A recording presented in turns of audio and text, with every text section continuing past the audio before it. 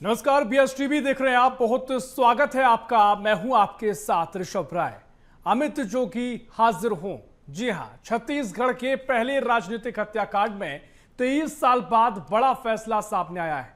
Supreme court के निर्देश पर राम अवतार जग्गी हत्याकांड मामले में हाईकोर्ट ने सुनवाई की और अमित जोगी को 3 सप्ताह के भीतर सरेंडर करने के निर्देश दे दिए हैं, जिसके बाद प्रदेश भर में चर्चाओं का बाजार गर्म हो गया है।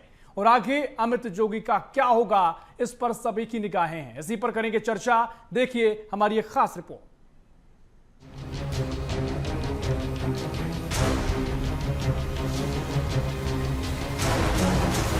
राम अवतार जग्गी हत्याकांड में बड़ा मोड़। अमित जोगी को हाई कोर्ट से बड़ा झटका। 3 सप्ताह के भीतर अमित जोगी को सरेंडर करने के निर्देश। 2003 में हुए हत्याकांड में कुल 31 लोगों को बनाया गया था आरोपी। 2 आरोपी बने थे सरकारी गवाह। अमित जोगी को छोड़कर शेष 28 को हुई थी उम्र कैद की सजा। राम अवतार जग्गी के बेटे सतीश जग्गी ने लड़ी कानूनी लड़ाई। हाईकोर्ट के निर्णय के बाद अमित जोगी की बढ़ी मुश्किलें। साल 2003 में हुए छत्तीसगढ़ के पहले राजनीतिक हत्याकांड राम अवतार जग्गी हत्याकांड में बड़ा मोड़ आ गया है। घटना के 23 साल बाद हाईकोर्ट के डिवीजन बेंच ने पूर्व के आदेश को पलटते हुए सीबीआई की अपील स्वीकार करते हुए अमित जोगी को 3 सप्ताह में सरेंडर करने के निर्देश दिए हैं। दरअसल हत्याकांड के तहत कुल 31 लोगों को आरोपी बनाया गया था, जिसमें बल्टू पाठक और सुरेंद्र सिंह सरकारी गवाह बन गए थे। मामले में अमित जोगी को छोड़ शेष 28 को उम्र कैद की सजा सुनाई गई थी, जिसमें प्रमुख रूप से अभय गोयल, याहिया ढेबर, वीके पांडे, फिरोज सिद्दीकी, राकेश चंद्र त्रिवेदी, अवनीश सिंह लल्लन, सूर्यकांत तिवारी, अमरीक सिंह गिल, चिमन सिंह, सुनील गुप्ता, राजू भदौरिया, अनिल पचौरी, रविंद्र सिंह, रवि सिंह, लल्ला भदौरिया, धर्मेंद्र, सत्येंद्र सिंह, शिवेंद्र सिंह परिहार, विनोद सिंह राठौर, संजय सिंह कुशवाहा, राकेश कुमार शर्मा, विक्रम शर्मा, जबवंत सिंह और विश्वनाथ राजभर के नाम शामिल हैं। हाईकोर्ट से मिले झटके के बाद अमित जोगी ने ट्वीट कर अब सुप्रीम कोर्ट से न्याय मिलने की आस जताई है। मेरे परिवार की 20 साल की तपस्या आज सफल हुई। जो मेरा विश्वास था न्यायालय के ऊपर, जो मेरे यकीन था कि आज सत्य की जीत हुई है, आज मेरे पापा को न्याय मिला है। अदालत ने मुझे 3 हफ्ते के अंदर सरेंडर करने का समय दिया है। मुझको लगता है कि मेरे साथ गंभीर अन्याय हुआ है। मैं न्याय व्यवस्था पर पूरा विश्वास रखता हूं। मुझे पूरा भरोसा है कि सर्वोच्च न्यायालय, सुप्रीम कोर्ट से मुझे न्याय अवश्य मिलेगा। वहीं जग्गी हत्याकांड मामले में बीजेपी प्रदेश प्रवक्ता अनुराग अग्रवाल ने कहा कि कोर्ट अपना काम करेगा, लेकिन राजनीतिक दृष्टि से देखें तो छत्तीसगढ़ की शांत फिजा को खत्म करने का काम कांग्रेस ने किया। कांग्रेस जब जब सत्ता में आती है अपराधियों को बचाने की कोशिश करती है। कांग्रेस का यही चरित्र है, आज फिर एक बार उजागर हुआ। राम अवतार जग्गी हत्याकांड में आए इस फैसले से याचिकाकर्ता और मृतक राम अवतार जग्गी के बेटे सतीश जग्गी ने लंबी लड़ाई के बाद मिला न्याय करार दिया। तो वहीं कांग्रेस की ओर से वरिष्ठ नेता धनेंद्र साहू ने न्यायालय के फैसले का सम्मान किया है। अगर राजनीतिक दृष्टिकोण से देखें तो छत्तीसगढ़ की शांत फिजा को दूषित करने का काम सदैव कांग्रेसियों ने किया है। इस छत्तीसगढ़ के इतिहास में पहला राजनीतिक हत्या इस जग्गी हत्याकांड था। इस पे दोषी कौन होगा और ये जरूर कोर्ट का मामला है, लेकिन आज भी कांग्रेस इस पे अपना स्टैंड स्पष्ट नहीं की है। कांग्रेस के प्रथम मुख्यमंत्री थे, छत्तीसगढ़ के प्रथम मुख्यमंत्री थे, कांग्रेस के बड़े पदाधिकारी थे, लेकिन आज भी कांग्रेस स्पष्ट तौर पर नहीं कह रही है कि ये सही हुआ कि गलत हुआ। जो उन्होंने 3 सप्ताह का सरेंडर का यदि आदेश दिया है तो कोर्ट के आदेश का तो हम सब लोग स्वागत करते हैं। राम अवतार जग्गी हत्याकांड मामले में 23 साल बाद आई इस निर्णय के बाद प्रदेश की सियासत में भी हलचल तेज हो चुकी है, क्योंकि 2 दिन पहले ही अमित जोगी यूपी के पूर्व सीएम अखिलेश यादव से मुलाकात कर राजनीतिक चर्चाओं को आगे बढ़ाकर आए थे, जबकि उनके कांग्रेस में लौटने की भी लगातार अटकलें तेज थी। रायपुर से बीएसटीवी के लिए करिश्मा सोनी की रिपोर्ट। तो ये रिपोर्ट आपने देखी। इस पूरे मामले के बाद राजनीतिक बयानबाजी का दौर भी देखने को मिला है। लगातार कई चर्चाएं की जा रही हैं। इसी पर हम चर्चा की शुरुआत करेंगे। खास पैनल हमारे साथ जुड़ गया, तारुफ आपको करवा देते हैं। हमारे साथ भारतीय जनता पार्टी से पीयूष मिश्रा जुड़ेंगे, फिलहाल वो नहीं जुड़े हैं। साथ ही हमारे साथ कांग्रेस से पक्ष रखने के लिए अंशुल मिश्रा जुड़ गए हैं। अंशुल जी, बहुत स्वागत है आपका बीएसटीवी में। और वरिष्ठ पत्रकार गंगेश द्विवेदी हमारे साथ मौजूद है। गंगेश जी, बहुत स्वागत है आपका बीएसटीवी में। चर्चा की शुरुआत करेंगे। गंगेश जी, पहले आप ही के पास मैं आऊंगा, क्योंकि जिस तरीके से 23 साल बाद जो फैसला आया और अमित जोगी को जो पहले जहां सबूतों के अभाव में रिहा कर दिया गया था, अब उनको सरेंडर करने को कहा गया है, लेकिन कांग्रेस बीजेपी में अपने अपने तर्क दिए जाने शुरू हो गए हैं। आप इस मामले को कैसे देख रहे हैं? देखिए, ये निश्चित तौर पर प्रदेश बनने के साथ ही ये पहली बड़ी राजनीतिक हत्या थी जिसको लेकर काफी लंबे समय तक अदालती लड़ाइयां लड़ी गई। और सतीश जग्गी जी को मैं लगातार देख रहा हूं, उस पे उन्होंने, अगर वो संतुष्ट, उनके पिता की हत्या हुई थी, मामला पूरी तरह राजनीतिक था, और अभी तक के जो फैसले आए उसके बाद भी वो लगातार संघर्ष कर रहे हैं। तो मुझे लगता है कहीं न कहीं उनको न्याय नहीं मिला, तभी वो संघर्ष कर रहे। वही कांग्रेसी व्यक्ति पुराने कांग्रेसी हैं, और जोगी परिवार भी पुराना कांग्रेसी रहा, लेकिन अभी कांग्रेस से अलग है। और चूंकि कोर्ट ने अमित जोगी को सरेंडर करने के लिए कहा है, तो बिना तथ्य और के आधार पर, बिना तथ्य के तो कहेगा बिल्कुल उस समय।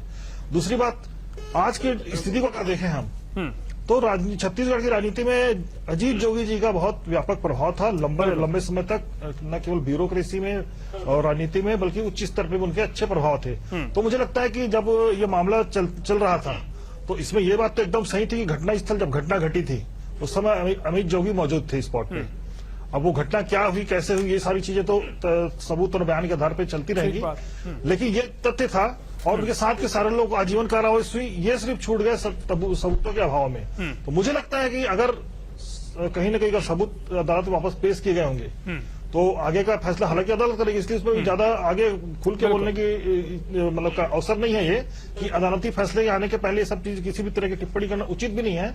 लेकिन यह है कि कहीं न कहीं सतीश जग्गी जो इस तरह से व्यक्त कर रहे हैं, और जिस समय ये केस चलता था सीबीआई का उसमें, तो उस समय मैं उस समय क्राइम की रिपोर्टिंग करता था, मुझे अच्छे से पता है।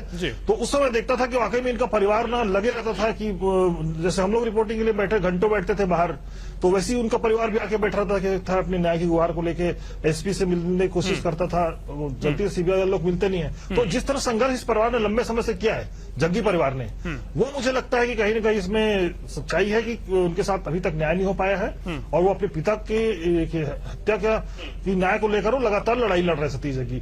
तो आगे जो फैसला है अदालत में होना है, कोर्ट का आगे क्या फैसला रहेगा, क्योंकि आप सरेंडर करने को तो कहा गया है, और अमित जोगी कह भी रहे हैं कि अन्याय हमारे साथ हुआ है, उनको भी सुनने का मौका नहीं सुना गया। तमाम बातों का जिक्र किया है, लेकिन जिस तरीके से आपने जिक्र किया कि जो जग्गी परिवार है वो भावुक भी नजर आए, बीएसटीवी से बातचीत भी उन्होंने की है, और पूरी जो कानूनी लड़ाई है वो लड़ी, उसके बारे में भी बताया गया। खैर, यहां पर सियासी तौर पर भी कई चर्चाएं देखने को मिल रही हैं। अंशुल मिश्रा जी, मैं आपके पास आ रहा हूं, क्योंकि भारतीय जनता पार्टी जो कह रही है कि छत्तीसगढ़ की जो शांत फिजा है उसे खत्म करने का काम कांग्रेस करती आई है, और जब जब सत्ता में आप आए हैं अपराधियों को बचाने की कोशिश की गई है। क्या कुछ इन आरोपों का जवाब कांग्रेस के पास है?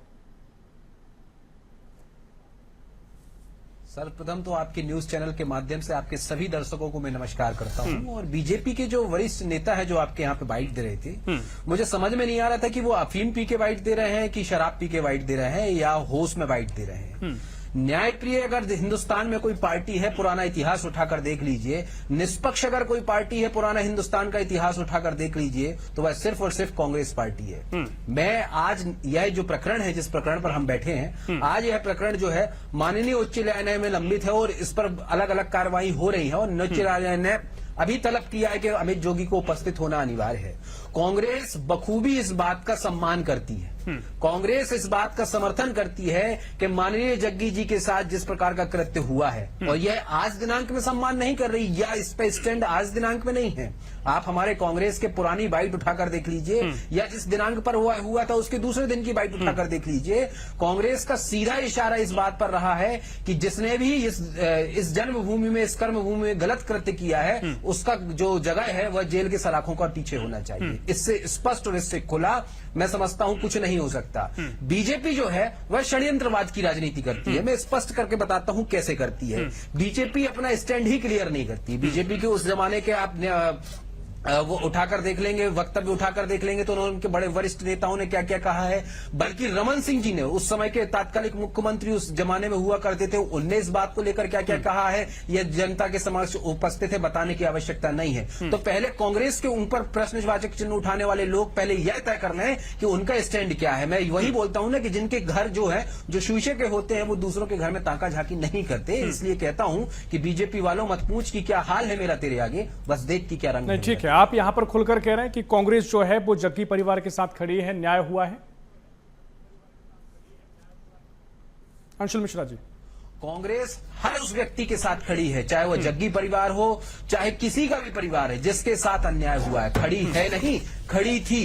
कांग्रेस उस समय किसके साथ खड़ी थी? जब विपक्ष में हमारे साथ ब्रिटिश सरकार हुकूमत चल रही थी, तो भारत की जनता के साथ स्वदेशी आंदोलन से लेकर ना जाने कितने आंदोलन हमने चलाए थे और उनके साथ खड़ी थी और भारत देश आजाद हुआ था। अंशुल मिश्रा जी, इसलिए कह रहा हूं क्योंकि देखिए अभी सरेंडर करने को कहा क्या है, अब आगे क्या फैसला सुनाया जाएगा, अगर सजा की बात की जाएगी तो क्या सजा होगी, क्या तस्वीर आगे होगी, वो अब कोर्ट पर निर्भर करता है। लेकिन कई चर्चाएं उठी थी कि अमित जोगी जो है वो कांग्रेस में फिर से शामिल हो सकते हैं। अगर वो आते हैं तो क्या उसका भी स्वागत कांग्रेस करेगी? मैं आपसे वही कहता हूं, ये तो ना मैं ज्योतिष हूं, ना आप ज्योतिष हैं, और भविष्य के गर्त में क्या छुपा है ये ना आप जानते हैं ना मैं जानता हूं।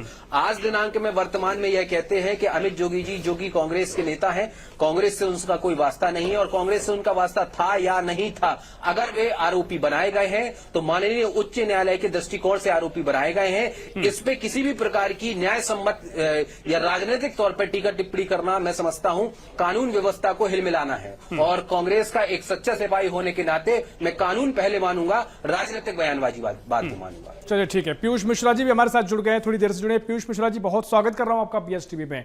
और जिस तरीके से बड़ा फैसला सामने आया है, इस पूरे फैसले को लेकर भारतीय जनता पार्टी का क्या स्टैंड है? क्योंकि अंशुल मिश्रा जी जुड़े हैं और वो आपके स्टैंड के बारे में पूछ रहे हैं। स्पष्ट स्टैंड बताइएगा, क्या स्टैंड आपका है? और जहां तक सवाल बीजेपी की ओर से पूछा गया, कहा गया था कि कांग्रेस लगातार अपराधियों को बचाने की कोशिश करती है, तो अंशुल मिश्रा जी कह रहे हैं कि बीजेपी का षड्यंत्र कांग्रेस की छवि बनाने के लिए तैयार की जाती है।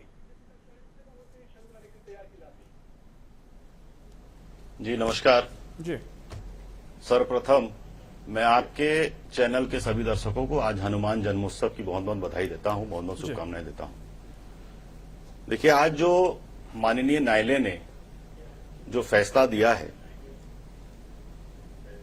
वो बहुत एक मील का पत्थर साबित होगा और न्यायालय और न्याय प्रक्रिया पर भारतीय जनता पार्टी को पूर्ण विश्वास है, पूरी आस्था है।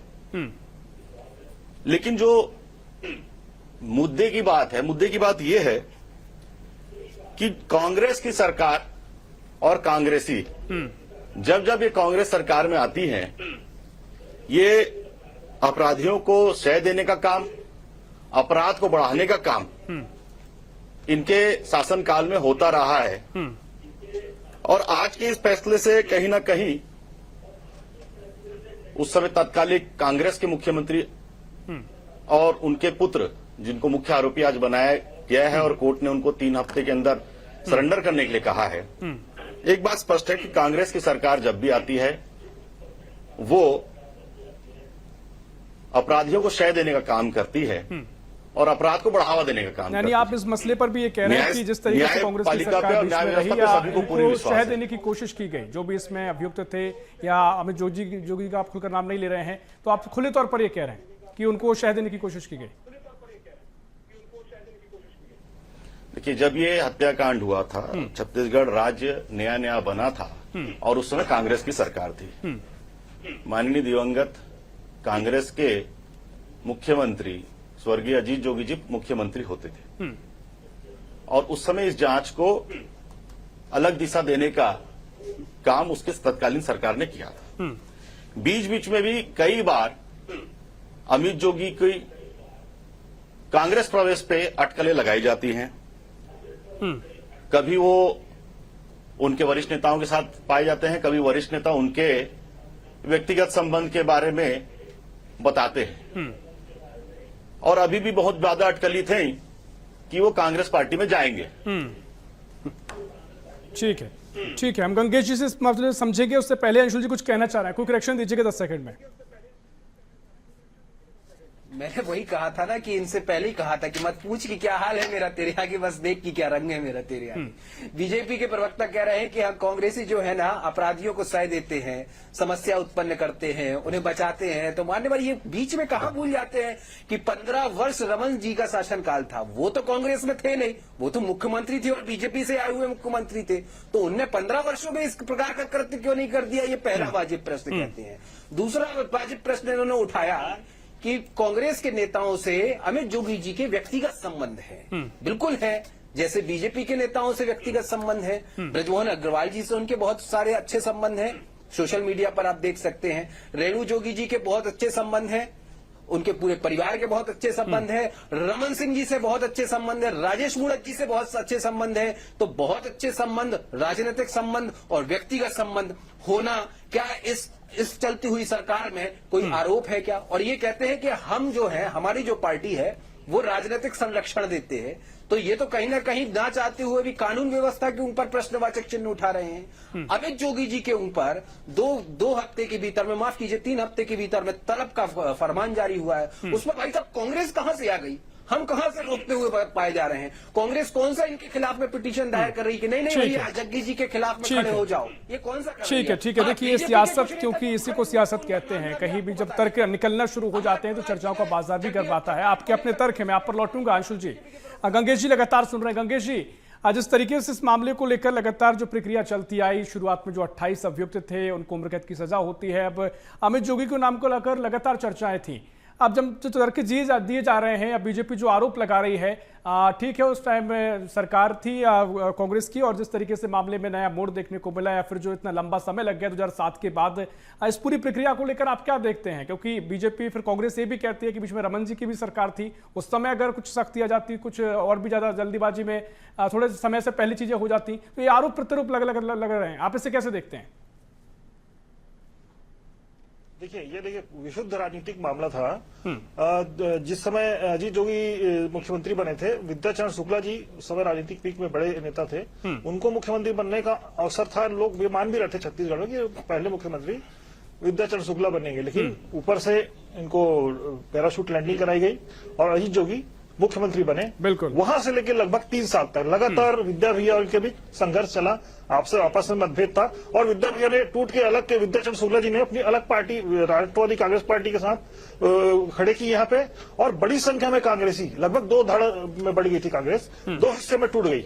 एक राष्ट्रवादी कांग्रेस पार्टी जो विद्याचरण शुक्ला जी के साथ चली गई थी, सतीश जग्गी उसमें प्रदेश कोषाध्यक्ष थे, और उस समय ये माना जा रहा था, लगातार ये खबरें चलती थी कि जोगी जी इस बात को लेकर लगातार मुख्यमंत्री होने के नाते, और कांग्रेस पार्टी के उस समय सबसे बड़े लीडर वही थे विद्याचरण शुक्ला जी के अलग होने के बाद, तो लगातार इन राजनीतिज्ञों को जो कांग्रेस से टूटकर विद्याचरण शुक्ला के साथ गए थे, उन पे दबाव बना रहे थे कि वापस जाएं, दूसरा कोई भी पार्टी चलाने के लिए बहुत ज्यादा फंड की आवश्यकता होती है। और सतीश जो राम अवतार जग्गी थे, वो उनका जो है रायपुर के जो व्यापारियों के बीच बहुत अच्छी पकड़ थी, और ये माना जाता था उस समय कि रायपुर शहर के जो बड़े व्यापारी, उनका सपोर्ट जो है राष्ट्रवादी कांग्रेस पार्टी यानी विद्याचरण शुक्ला जी की तरफ ज्यादा है। उस जो ग्रुप को तोड़ने के लिए स्वाभाविक राजनीति में इस तरह के दबाव चलते हैं। मुझे लगता है जो ये जो परिणाम था, उसी दबाव के बीच की रस्साकसी के बीच की का परिणाम ये घटना थी।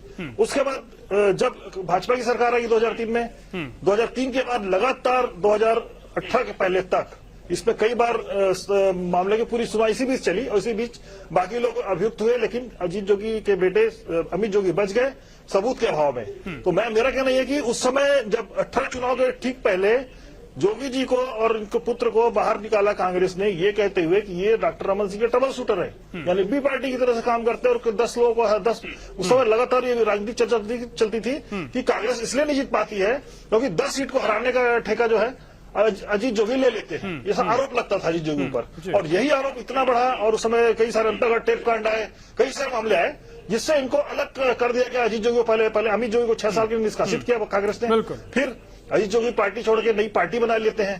तो ये सारे घटनाक्रम चलते रहे। तो मुझे नहीं लगता कि कांग्रेस इसमें बहुत ज्यादा अजीत जोगी के साथ थी, अजीत जोगी से, बल्कि अजीत जोगी जैसी कांग्रेस से बाहर गए 2018 में बड़े बम्पर बहुमत के साथ कांग्रेस की सरकार। बिल्कुल पीयूष मिश्रा जी, इस बात को बल मिला था कि कांग्रेस से जोगी जी नहीं, बिल्कुल बिल्कुल गंगेश जी, देखिए पूरा आपने बहुत देखिए, महत्वपूर्ण सबसे तरीके से पहले तो चीजों को मैं- विश्लेषण किया, समझाया उस समय की परिस्थितियों को।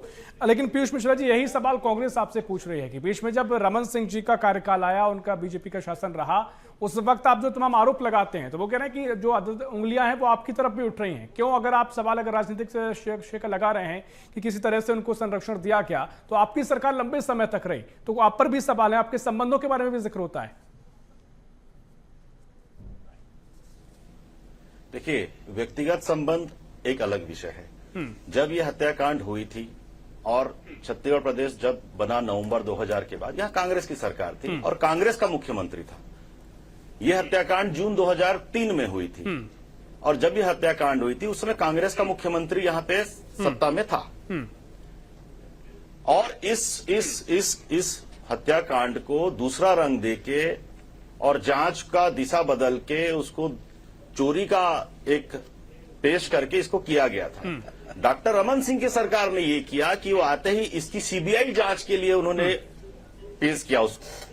तो डॉक्टर रमन सिंह जी ने तो उस विषय को उठा के, इस हत्याकांड को उठा के सीबीआई के हवाले किया। जब सीबीआई के हवाले हुआ तब ये बात स्पष्ट होकर सामने आई कि इसमें बहुत सारे लोगों का हाथ है, जिसमें मुख्य आरोपी अमित जोगी रहे, उनके साथ याहिया टेवर रहे, दो उसमें से 31 लोगों को सीबीआई ने चार्जशीट दाखिल किया। दो लोग सरकारी गवाह बन गए, 28 लोगों को सजा हुई और एक बाइज्जत बरी हो गए। तो ये जो बात है कि रमन सिंह जी ने या हमारी सरकार ने कुछ नहीं किया, तो रमन जी की सरकार ने ही, डॉक्टर रमन सिंह जी की सरकार ने ही सीबीआई जांच के आदेश इस हत्याकांड के लिए दिए थे। नहीं, लेकिन फिर इस मामले में फिर कांग्रेस को कैसे कटघरे में खड़ा कर दिया गया? क्योंकि अभी जो चर्चाएं निकली हैं, अब आपने अपना पक्ष बता दिया, थोड़ा सा इस पर भी बोल दीजिएगा, समय कम है, कम शब्दों में कहिएगा। कांग्रेस को जो कटघरे में खड़ा किया जा रहा है, कैसे इसके लेकर आप आधार बताएंगे? नहीं, हमारे पार्टी का केवल यही कहना है कि जब कांग्रेस सत्ता में आती है तो इस प्रकार के घटनाक्रम करने वालों को शह देने का काम और अवैध गतिविधि बढ़ने का काम इनके शासनकाल में फलता फूलता है। ठीक है, अंशुल मिश्रा जी, कुछ आप कहना चाह रहे थे। वो कह रहे हैं कि जब जब आपकी सरकार रहती है तब तब इस तरह के मामले सामने आते हैं, अपराधियों को शह मिलती है। लेकिन इस तमाम चर्चाएं थी, संबंधों को लेकर चर्चा लगातार बीजेपी कह रही है। जिस तरीके से संबंध कांग्रेस में लौटने की अटकलें थी उनकी, उस आधार पर भी कई तरह की चर्चाएं देखने को मिलती है कि कांग्रेस कहीं ना कहीं उनको समर्थन देती रही, संरक्षण देती रही। इसी आधार पर चर्चा को बाजार भी गर्म होता रहा। गतिविधि का काम कांग्रेस जब जब सत्ता में आती है तब तक हो जाता है। बीजेपी के नेता मुस्कुराते हुए इस बात को कहते हैं, वो ये बात को भूल जाते हैं कि पिछले महीना एक दिन में ऐतिहासिक तौर पर 19 मर्डर अगर कहीं हुए हैं तो राजपुर राजधानी में हुए हैं और आज तक उसका कुछ अता पता नहीं है। खैर, वह आज का विषय नहीं है। आज का विषय ये है कि अगर आपके जिम्मेदार न्यूज चैनल को माननीय उच्च न्यायालय अगर आज दिनांक में इस वक्त में देख रहा है तो माननीय प्रवक्ता जी ने एक बहुत बड़ी टिप्पणी करके माननीय उच्च न्यायालय को बता दिया कि रमन सिंह ने सीबीआई की जांच करने का निर्देश दे दिया। रमन सिंह जी के शासनकाल में अमित जोगी को, ये इन्होंने अभी कहा है, अमित जोगी को मुख्य आरोपी बना लिया गया। मतलब सीबीआई जो पिछले 15 वर्षों से जांच कर रही थी, जिसमें अमित जोगी को मुख्य आरोपी उन्होंने नहीं बनाया था, बाकी के 28 लोगों को मुख्य आरोपी बनाया गया था और जिनमें से 2 लोग सरकारी गवाह होकर साइड हो गए थे। इन्होंने एक नई बात बताई, नई जानकारी दी है। हमको इस जानकारी का पता नहीं था भाई साहब, हम कांग्रेसी प्रवक्ता जरूर है। ठीक है, समय पूरा हो गया। गंगेश जी का आखिरी प्रतिक्रिया आपसे चाहूंगा, क्योंकि अभी सरेंडर को कहा गया है, आगे की तस्वीर आप क्या देख रहे हैं? क्योंकि अमित जोगी कह रहे हैं कि उनके साथ अन्याय हुआ है। 10 सेकंड में कहिएगा गंगेश जी। धन्यवाद करता हूं मैं आपको, धन्यवाद करता हूं मैं आपकी पार्टी को, गंगेश जी, षड्यंत्रकारी नीतियों को। अरे सरकार, चलिए मुझे लगता है, देखिए इस चर्चा में लगातार, क्योंकि समय पूरा हो गया, चर्चा इस पर आगे और हो सकती है। गंगेश जी मैं आप पर आता, लेकिन समय पूरा हो गया, चर्चा को रोकना पड़ रहा है। बहुत शुक्रिया पीयूष जी आपका, बहुत शुक्रिया अंशुल जी आपका और बहुत शुक्रिया गंगेश जी आपका चर्चा में शामिल होने के लिए। तो कुल मिलाकर अमित जोगी को लेकर जो फैसला दिया गया है, सरेंडर करने को कहा गया हाईकोर्ट के द्वारा, और जो 23 साल पुराना मामला है, इसमें अब लगातार कई तरह की चर्चाओं को बाजार गर्मा किया है। भारतीय जनता पार्टी ने कांग्रेस पर अपराधियों को शह देने का आरोप लगाया है। तो यहां पर कांग्रेस कह रही है कि तमाम तरीके से जो बीजेपी के राज में अपराध बढ़े हैं या राजनीतिक रूप से संबंधों का जिक्र होता है, चर्चाएं कई तरह की जा रही हैं। अब क्या तस्वीर आगे की होगी, अमित जोगी को लेकर क्या कुछ आगे कोर्ट कहेगा, यह देखना महत्वपूर्ण होगा। फिलहाल के लिए इस खास पेशकश में इतना ही। देश प्रदेश की और भी खबरों के लिए देखते रहिए BSTV। नमस्कार।